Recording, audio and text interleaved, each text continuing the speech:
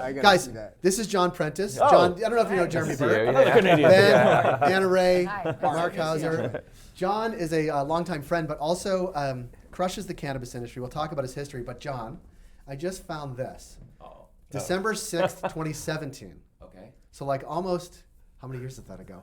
8 years. 8 Yes. years. Yeah. Look at young John. Oh man, yeah. That's yeah. young John. I mean, he looks pretty much the Yeah, same. he Yeah. does. He's still young John. What's the What are we secret? looking at? He hasn't aged I know. today. He was younger then, but still young.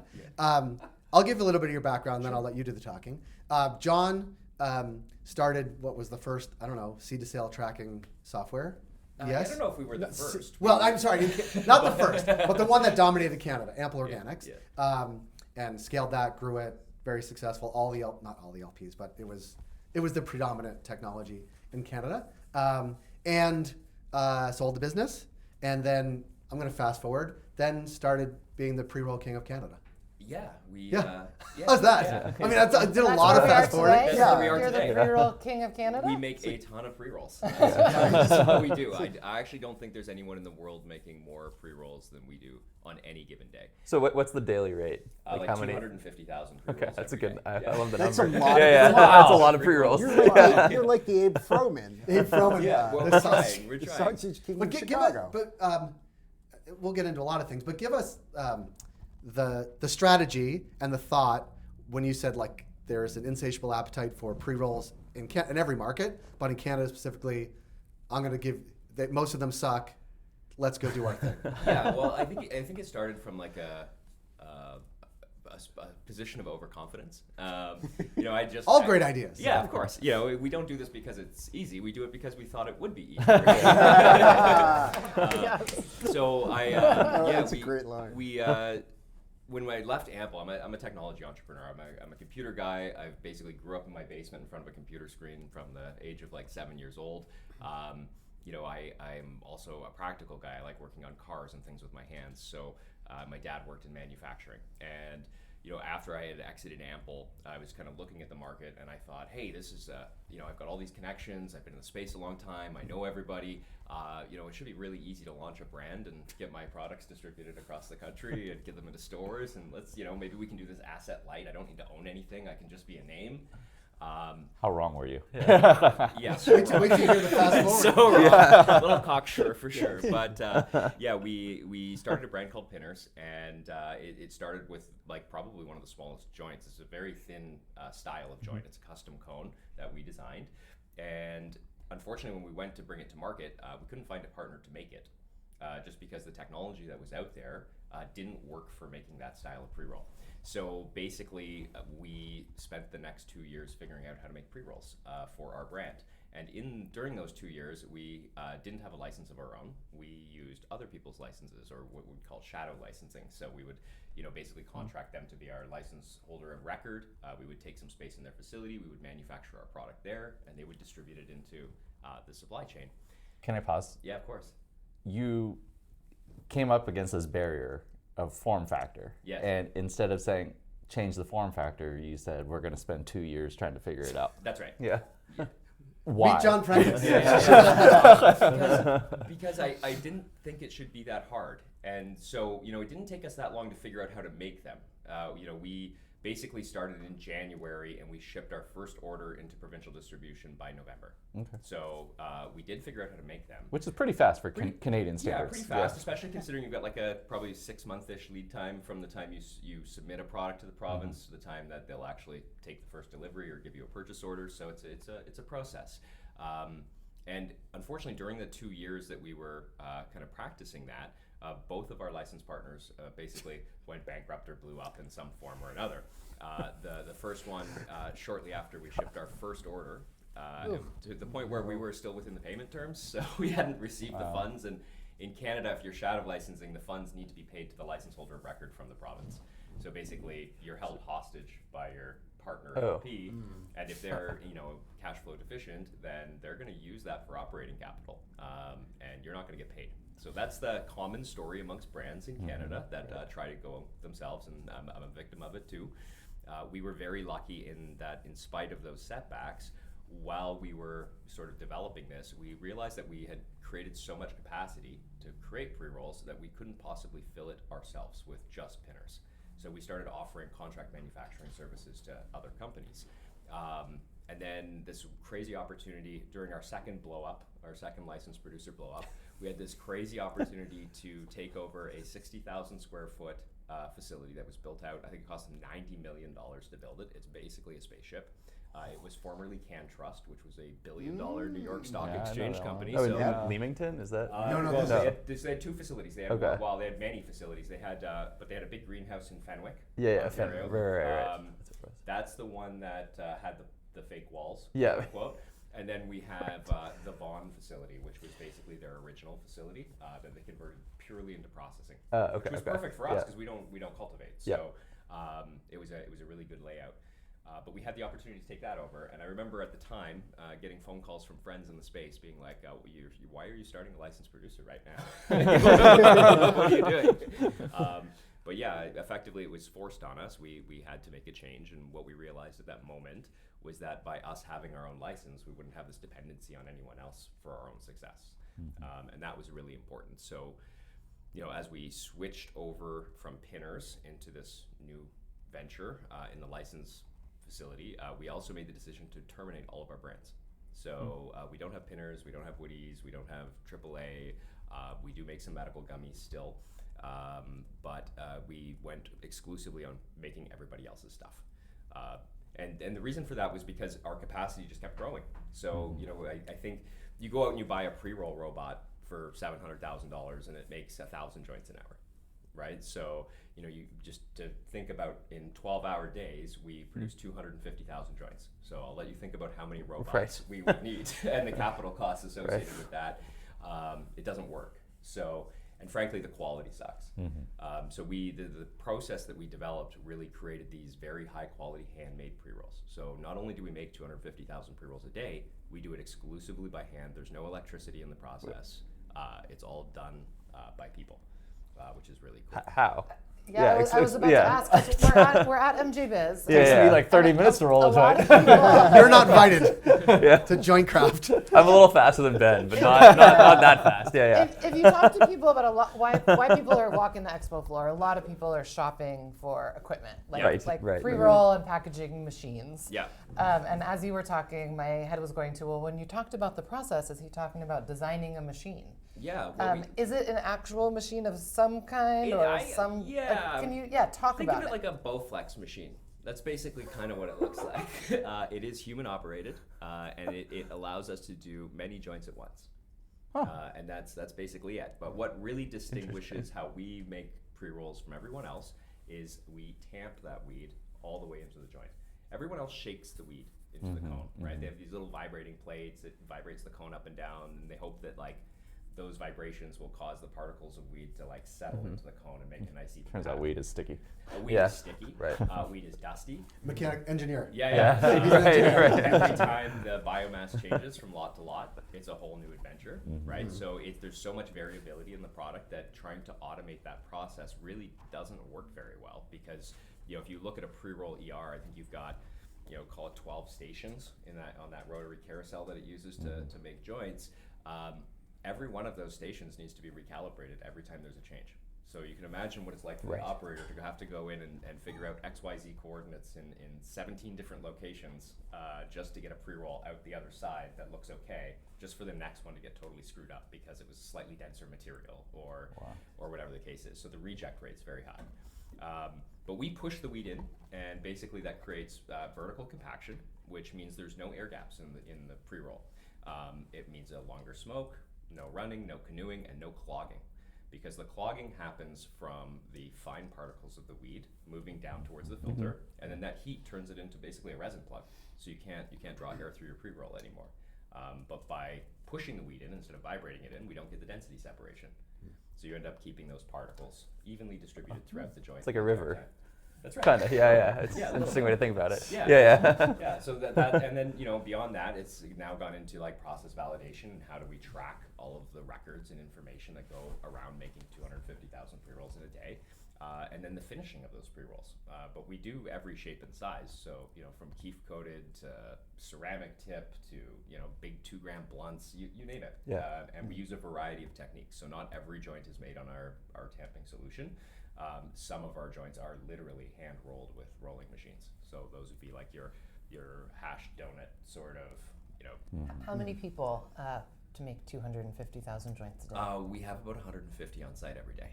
So yeah, about 150 That's a people. pretty good ratio. Pretty good, yeah. It's yeah. pretty good. Yeah. We're very efficient. Our unit economics are better than anyone running automation. Yeah. So So I think the next episode is how it's made in the yeah, facility well, that no, we can. we- we're starting to go away from that. I think a Yeah. lot of people are very interested in how we do things. Yeah. Right. There's some risks to that. You don't want to show the rest of the industry. I mean, it would be really hard to figure out the level of the tolerances involved, the level of detail involved to actually get a process working with pre-rolls. It's such a delicate product. Like that paper, I mean, just it folds so easily, it crumples, it wrinkles, all those things. You'll never see a wrinkle on any of the pre-rolls we make. Not bent filter, none of that stuff. They're absolutely perfect. But yeah, it's more than just the machine. It's the process and it's the technology that goes around it. So we're, according to Health Canada, during our last inspection, we found out that we are Canada's only paperless licensed producer. So we. What does that mean? Well, in most regulated industries like pharmaceuticals, medical devices, cannabis, you have to follow these pretty intensive quality systems. In Canada, we call it good production practice, and you'll hear a lot of guys going to good manufacturing practice for European export. But basically, it means that we have to keep detailed records about every step of the process, and the process needs to conform with sort of the requirements of the standard. We've automated all of that. So basically there's no paper in our facility. Our employees walk around with iPads. Our scales report directly into our software. And it's all fully custom built in-house stuff. So, where some of our competitors have quality teams of 20 people to keep up with their production, we run with 4. Wow. One of our clients actually has a quality team of 89 people. Wow. So I don't quite understand. Quality team? Just quality.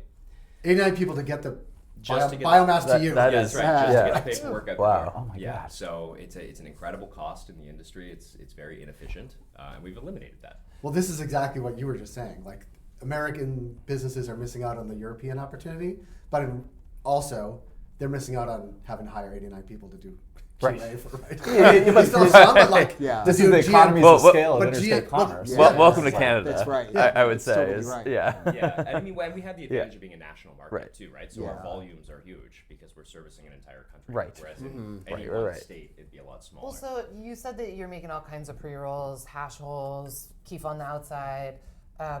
Talk a little bit about what people are most excited about. What are the growing categories? What are the ones that are starting to decrease as more product innovation is coming? Yeah, I think I think the general observation has been that with the cannabis market broadly, pre-rolls are continuously replacing flower. People are less interested in buying buds and taking them home and grinding them up and packing them into joints. So what you've seen consistently over for as long as cannabis has been legal is that the pre-roll category continues to grow every year, whereas and that eats from the other categories. What's been really interesting in Canada to watch is the introduction of infused pre-rolls. So now you have all of these flavored pre-rolls, and you've got them rolled in keef or diamonds. You've got these kind of fancy iterations. That's now creating like almost 12 cents of every dollar spent at a dispensary in Canada is an infused pre-roll. And that doesn't include the base pre-rolls. So by the time you factor that, it's probably close to like 30 cents on every dollar in a Canadian dispensary is spent on a pre-roll, and that's the only category that's still growing. Wow. So in terms of innovation, really the big push is higher potencies. We are making products 50-60% THC and trying to push beyond that, and that's a big kind of drive from our clients. We don't design the products, they do, and then flavor innovation too. Like how do we make them more flavorful without it reeking like botanical terps, and give you a more authentic experience. It's such a scale of business now, 250,000 pre-rolls a day. Like, what is your current limiting factor? Not much. We're doing that with one shift. So we could easily double our capacity overnight by adding a second shift.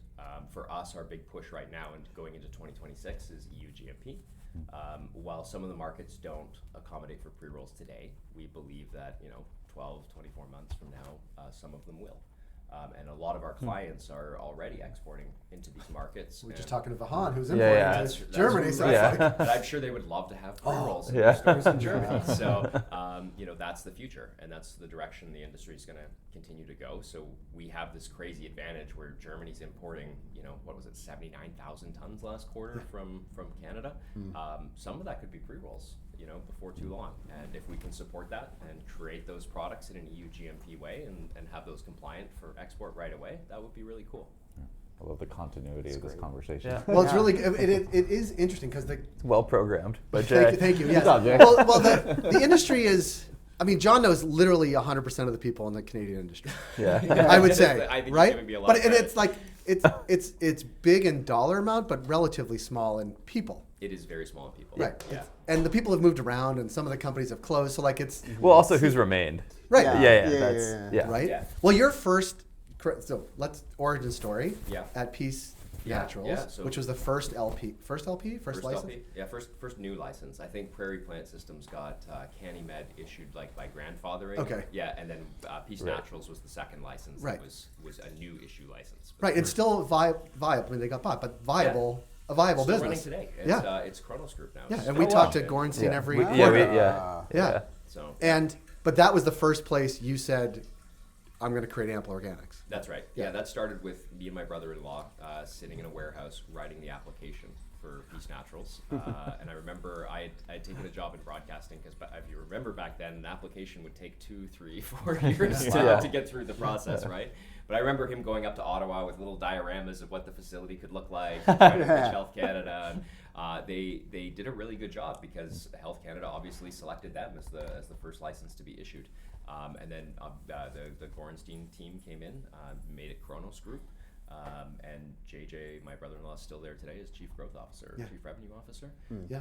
So it's That's right, yeah. There are so, an Ben there incredible and business. Mark. There are so many. There aren't that many, but I can think of 10 that are the first 10 licenses Yeah. are very similar to Yeah. this, where it's like you are a professional person, but like they weren't like compliance consultants that had done, pharma that are saying, oh, now we're Right. going to create a grow facility. Like it was like John and his brother-in-law saying like, how do we? Just a great startup story. Yeah. I love it. Yeah. Yeah. Grassroots. Yeah. And then, with Peace, we learned that we needed to do record keeping. Right. in Yeah. accordance with the standards. So Go that figure. Sort of led into the Yeah. software side of things. But then fast forward, the record keeping you're doing now, like it's That's right. it's all it's a. And I wonder if you've seen this, like at shows like this, the same story playing out in other markets, like New York. I mean, we see there's an undersupply, then there's an oversupply, then there's a crash in price, and then there's this Right, like right. steady state where what you just described, where pre-rolls continue to take an ever increasing share of the pie. It's the same movie every Yeah. time. Yeah. Yeah, we've seen it 1,000 times. It's slightly different nuance to it in each market because of the regulations and sort of the unique nature of how different states or different jurisdictions have sort of approached cannabis legalization. But it's the same movie every time. You're in a complete weed desert to begin with, and then prices are high, supply is low. Then all of a sudden Right. the outdoor comes off the fields, and the prices tank, and you get a lot of sort of compliance issues in the early days where people aren't exactly playing by the rules, and a few people get eliminated from the field.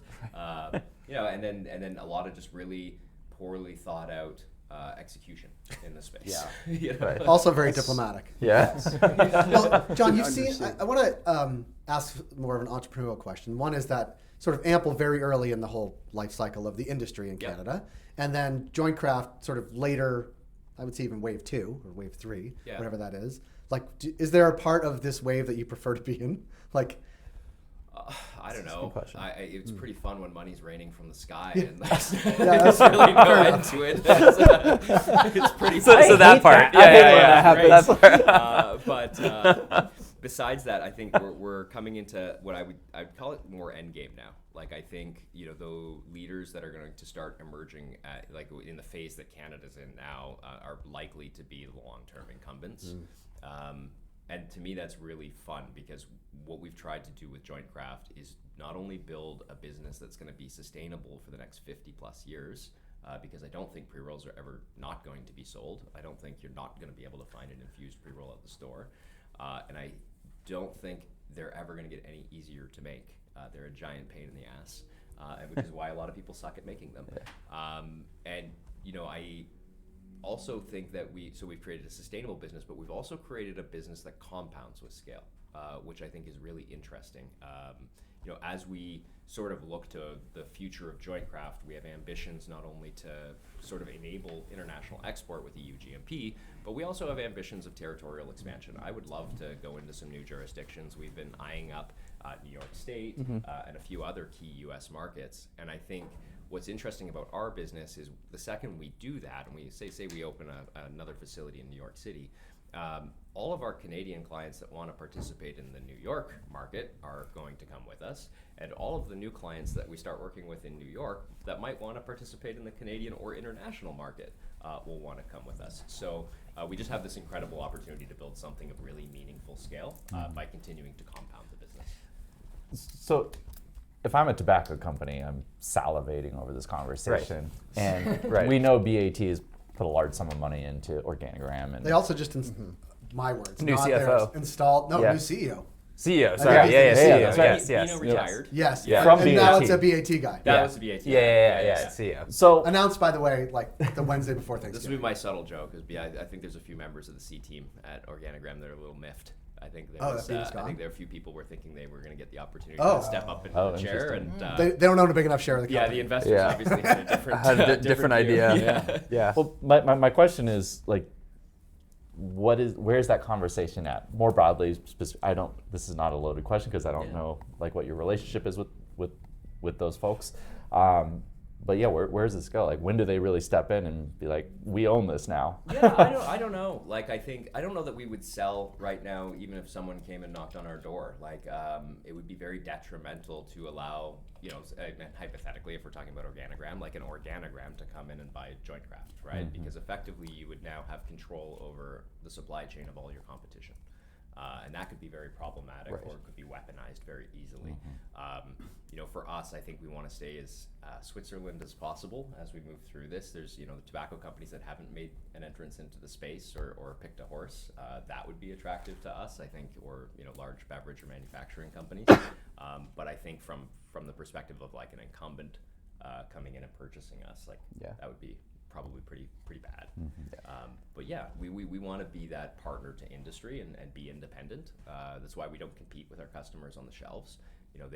There's many co-processors out there. A lot of them have in-house brands, and every time you use their services, those dollars are being weaponized against you on the shelves of the stores to take your product off and put their product on. So I don't think that's a sustainable model long term. John, 2 years ago, we were at Planet 13, Yeah. me and Jeremy, and you were talking about, I'm going to get this wrong, but you like downloaded all the sales data you could from Canada That's right. to see how many pre-rolls were made. And That's you right. did the whole calculation. You even had the spreadsheet, I think, on your phone. Of that total addressable market, even though it's growing, like how many, if I buy a 10-pack of pre-rolls, or I buy pre-rolls all the time at my local dispensary, how many are coming from your facility? Today, I would guess somewhere around 1 in 6.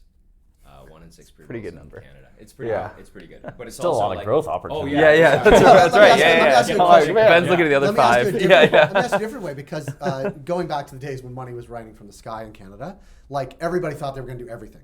And I won't name the LP, but I was talking to LP right before legalization, and they had their whole team hand rolling joints, not in a good way like you're talking about, in a very bad way, like holy shit, we can't do this. That's right.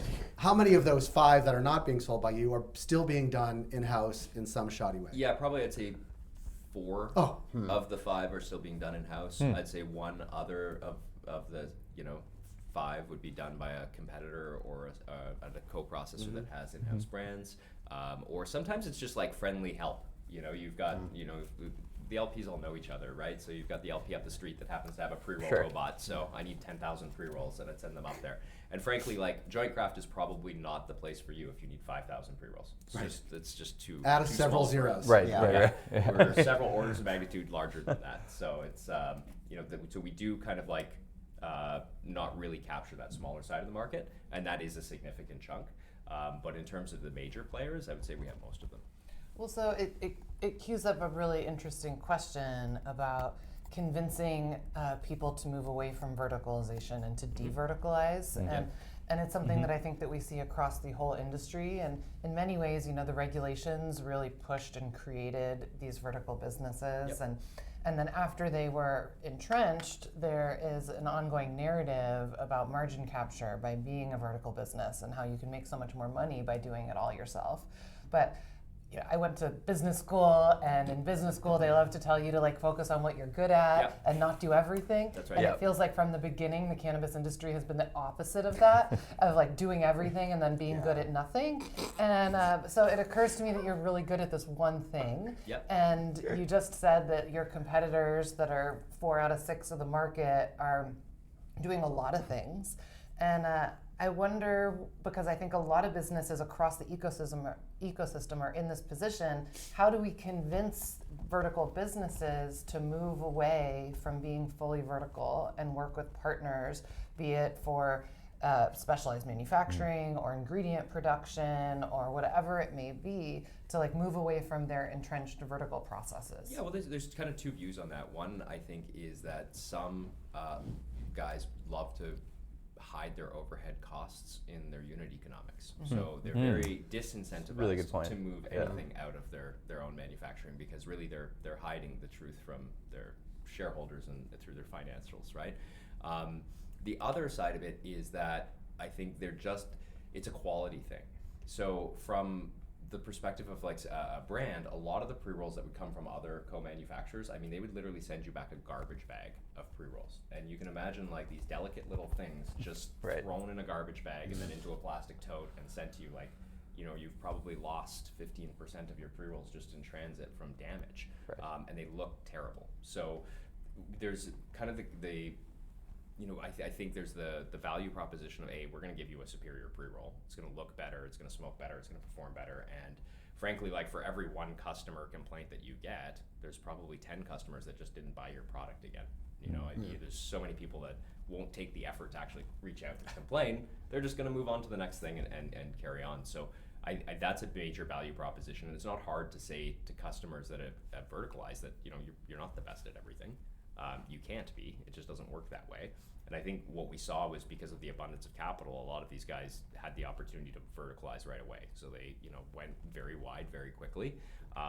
But now the pressure is to produce earnings. And you can't just sit there and continue to collect losses. So a lot of initiatives going on to reduce waste, reduce overhead, and reduce cost within these bigger organizations. And that's been really beneficial for us. Well, in California, because of the way we were structured, I think one of the main drivers of verticalization was the fact that you couldn't trust partners. And you even talked about getting stiffed on bills, right? Right. So it's And everybody in Canada eventually, Right. the province does pay. It's Yeah. just a secondary level of. That's right. Yeah, just don't be in between the Right. province and someone else. Yeah. Well, in building, Vertosa, we just focus on building trust, right? Yeah. It's like we are trustworthy. Like, ooh, new phenomena. Like, how much did that play into it? It's like everything. Stability, all that kind of stuff. I like to call it like organizational integrity, right? So basically, we provide short turnaround times. We have a full client portal. You can log in and see in real time what's going on with all of your products that are at our facility. You get your little Domino's order tracker for everything that we're making for you. So we've tried to make that process as seamless as possible. We also have a full account management team that's basically white glove service for the clients and available whenever they need them to take care of any requests. So that sort of omnipresent way of operating, where we're very accessible, the information's very available, we're not going anywhere. And just being quick to turn things around. Plus, digital document delivery is like pretty slick. We don't have paperwork problems ever, so, which is a very, very common thing in the business, where you'll order something from a processor, they'll ship it to you. Somebody will have messed up something on the Wrong paperwork. packing slip or something. Now it's quarantined. You can't sell it until you get the paperwork sorted out. So that sometimes can take a week, depending on how slow their quality team is to respond to these things. So you could have product that you need to be shipping to the province that you can't, and it's creating a negative impact on your business. So we've eliminated all of those sort of bottlenecks and made everything really simple. I've seen it with lots of asset-light brands that I've worked with that have a lot of challenges just having transparency into the inventory of their products with all of their different manufacturers. So I think it's cool to hear that, and I think that it's starting to be a big differentiator across the industry. I've seen it also with Cannabis, a large distributor now in New York and in California, where it's not the distribution necessarily that they've differentiated, it's the technology that their customers on both sides have access to that makes them unique. And I can see how this whole digital move could just be really helpful for all the people you're working with to understand where they are in the production cycle and what the inventory is. It's cool. Totally, it's about transparency and then just making sure that that whole experience for the customer is seamless, or as seamless as we can make it. I'd be lying if I said everything went perfectly smooth, right? But we get last minute requests and changes, and sometimes those things go off the rails. But for the most part, for your general production, the things that we're making, like it's pretty much autopilot for everyone, which has been good. And our customer acquisition as a result of that has never been higher. The first year, called 2024 of operating as Jointcraft, I think that was sort of our trust building phase, where everybody was sort of watching, are these guys going to go into CCAA in 3 months? What's happening here? They have a sustainable business. They can That's buy chapter for 3. tours. That's like Yeah. bankruptcy. Yeah. CCA. But yeah, it's been good. And now coming into 2025, it's been an incredible year, and 2026 is shaping up to be even better. So, Yeah. I've been to the facility. It's wild. well, thank you. Like what you've done with it is wild. How overbuilt do you think it was when it was built for what it was built for? Not by you. It's definitely 50% overbuilt, 100% overbuilt. It Well, was when money was raining from the sky. I'll give them a little bit of defense here. Okay. They built it as a grow first. Okay. So they had to put all the environmental controls of a grow in, Right. and then they converted it into a processing facility. So it wasn't necessarily overbuilt for a grow. Fair enough. It is very overbuilt for a processing facility, which has really paid benefits. Like for us, the ability to control humidity in the rooms when you're working with blunt wraps and things that dry out very quickly. We can throw a little extra moisture in there, keep the working time a little higher with the products, and it's been really beneficial for us. So. That being said, we have 48 rooftop units on the roof of our building. One always is broken. So there's some downsides to it too. Yeah. Well, it's good to connect with you, obviously, and you were always one of our first friends when we were at Business of Cannabis, and still now. So it's good to see you here in Las Vegas. Thanks for having me. As always, safe travels back. Good luck with Jointcraft, and we enjoyed the conversation a lot.